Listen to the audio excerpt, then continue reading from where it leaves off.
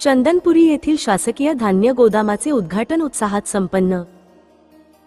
मालेगाव दिनांक 12 डिसेंबर 2024 रोजी मालेगाव तालुक्यातील चंदनपुरी येथे अन्न, नागरी पुरवठा व ग्राहक संरक्षण विभागामार्फत 6000 मेट्रिक टन क्षमतेच्या शासकीय धान्य गोदामाचे भव्य उद्घाटन माननीय श्री दादाजी भुसे साहेब यांच्या शुभ हस्ते संपन्न झाले। या शासकीय गोदामाच्या उद्घाटनामुळे परिसरातील शेतकरी, व्यापारी व नागरिकांना अत्यंत महत्त्वपूर्ण असा पुरवठा साखळीचा आधार मिळणार आहे।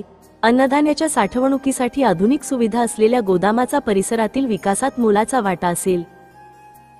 या प्रसंगी तहसीलदार, उपविभागीय अधिकारी, अप्पर जिल्हाधिकारी, शासकीय अधिकारी, गावचे सरपंच, उपसरपंच व गावातील नागरिक मोठ्या संख्येने उपस्थित होते।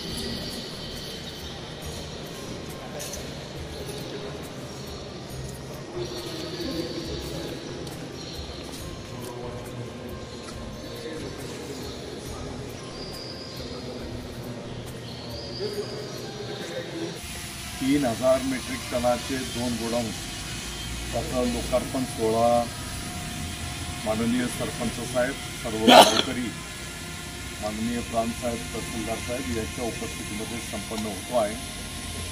खरं म्हणजे हा काल अचानक आपण हा कार्यक्रम ठरवला।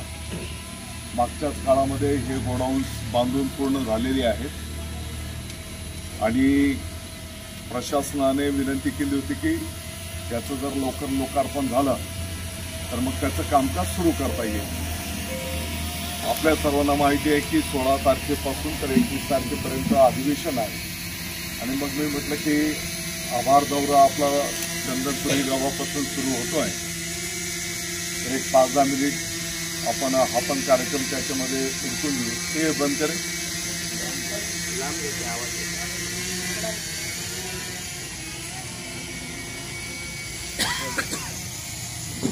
आपण कार्यक्रम मी बोललो की तातडीने आपण उरकून घेऊ की जेणेकरून प्रशासनाला पण त्याचं पुढचं कामकाज करायला सोयीचं होईल।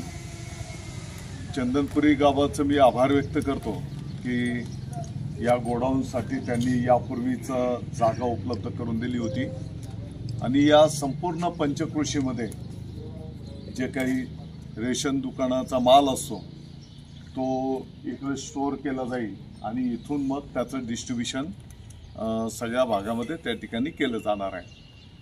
फक्त गावाची जी काही सूचना आहे की इथे लागणारा वॉचमॅनपासून काही हमाल जे काही तुम्हाला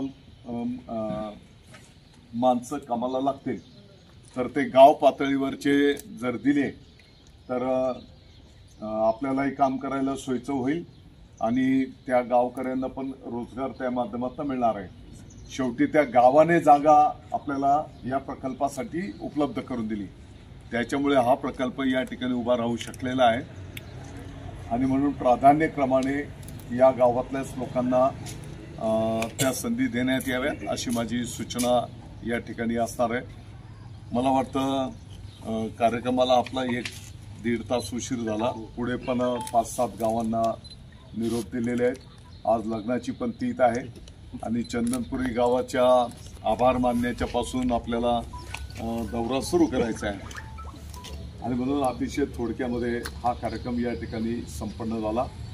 परत एकदा मी चंदनपुरी गावाचा आभार व्यक्त करतो। की त्यांनी या चांगल्या प्रकल्पाला या ठिकाणी सहकार्य केलं आणि हा एक चांगला प्रकल्प या ठिकाणी उभा राहिलेला आहे. दळणवळणाच्याही दृष्टिकोनातनं या स्तरामध्ये जे काही शासनाच्या वतीने मग पाठीमागच्या काळात जसं आनंदाचा शिधा आपण द्यायचो, तर तसं जे काही रेशन दुकानाचं संदर्भातलं मालाचं ट्रान्झॅक्शन असेल ते या भागातनं आता संपन्न होईल आणि नागरिकांना सुद्धा एक चांगली सुविधा या माध्यमातून निर्माण होणार आहे. मी आपल्या सर्वांना शुभेच्छा देतो. मालेगाव बाह्य विधानसभेच्या मतदारसंघाच्या सर्व नागरिकांनी मोठ्या प्रमाणात धनुष्यबाण महायुतीला आशीर्वाद दिले आणि म्हणून जसं प्रचाराचा शुभारंभ आम्ही खंडेराव महाराजांच्या चंदनपुरीच्या पासून करतो, आज सर्व पदाधिकारी चंदनपुरी गावाच्या पासून आभार दौरा मालेगाव तालुक्याचा सुरू केलेला आहे.